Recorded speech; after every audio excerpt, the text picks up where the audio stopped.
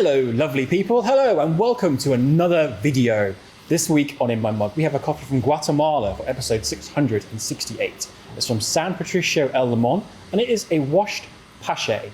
And now you may notice this week, I have a particular mug with me. This mug's name is Roland Glue. It's funny you should mention mugs. Really? Yeah.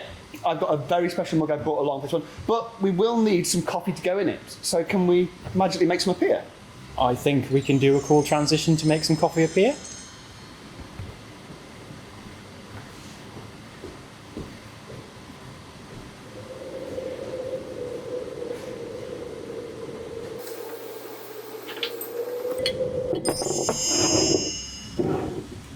As if by magic. As if by magic. Where did this come from? So we've got a Chemex of the El Limon Pache wash. Another varietal, actually had the Pacamara washed from the farm pretty recently. So this is a very chugging coffee. You know, it's an easy drinking, very well balanced coffee. We've both got, you'll notice, fairly chunky mugs. I think really well suited for this kind of coffee that's got a kind of good body to it. It is really interesting how kind of mug you have, the texture on it, the way it feels in your hand, the weight, the finish, all those things can really change how you experience the coffee. If you haven't done that, give it a go. Try drinking from different things. There's a really cool little experiment you can do that was shown to me by Fabiana from the Coffee Sensorium. She's done lots of research on these kind of things, where you take your mug of coffee and in your other hand, go and get some sandpaper, something coarse like that, hold it in your hand and then drink at the same time. Then, swap over, go and get yourself something really smooth, like a bit of satin or silk or something like that, and then drink. And because it kind of tricks your brain can't always tell what's in the thing that's in your mouth and what's in your hand, so it will actually change the texture of the coffee. So give it a go. It's one of the really easy little things you can do at home. Might have to go out and buy some sandpaper. You've got one of your favourite mugs, I know. I do love a nice chunky Dyna mug. What do you like about your Dyna mug? I don't really know, to be honest with you. It is a good, as you would say, it's a chunky mug that just holds the heat really well. I think for the morning, coffee's in the first half of the day, when you're kind of maybe, you've got lots of work to do, or you just want to have it on the side for a bit, and you're maybe not paying as much attention to your drink. You can just have it there, it keeps it warm. It's just got a nice feeling in the hand. It's just like quite comfortable, actually. Maybe like if I would go home and brew something a little fancy, I've got some little small little handleless cups that I particularly enjoy, and like they almost just feel a little bit more, I don't know, focused on the brew. This is just a bit more casual and relaxed.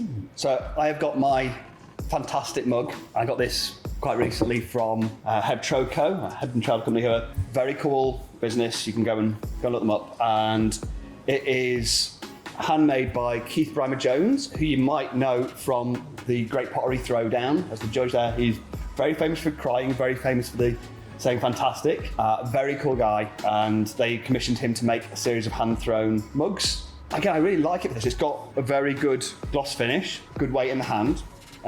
It's also, for me, like personally, a really nice connection because we're in Staffordshire. We're not far from Stoke-on-Trent. Actually, I live in Stoke-on-Trent. They filmed the first few series of the show there. Oh, nice. Keith's been really responsible for a lot of the and to kind of reinvigorate Stoke, which is a really big centre for pottery internationally, and try and move towards that kind of more artisanal kind of small potters producing kind of interesting things, and reinvigorate some of that history there, nice. Which I think is a really cool thing.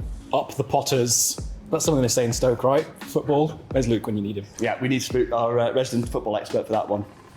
For me, this coffee has definitely got like a Bourbon biscuit. I was going to say a biscuity chocolate. Yeah. That'd be what I go for. Very nice biscuity chocolate. And there's definitely some brown sugar. It's like a nutty edge there too as well. I think for me it's really on the aftertaste, and it kind of moves into like that walnut kind of territory. It's not really pronounced. There is some acidity there. It's pretty low. Like, this is not a bright acidic coffee at all. But there's just enough there to balance out that sweetness and that nutty character. Chuggable coffee. It's not particularly like, kind of complex and all out there, but it's so easy to drink, so delicious. You would just happily, I've drank most of my cup already, and I will have some more after this recording too. Just one of those ones you can just come back to time and time and time again as just really reliable, delicious, dependable coffee. Really, really lovely.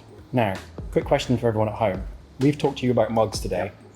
Now, what do you drink your coffee in? Presumably a mug, or maybe some other vessel. Let us know in the comments below what your favourite mug is for your In My Mug. And maybe we'll have another In My Mug episode about mugs. Who knows? But anyway, from these two mugs to your mugs, have a lovely weekend. See you again soon.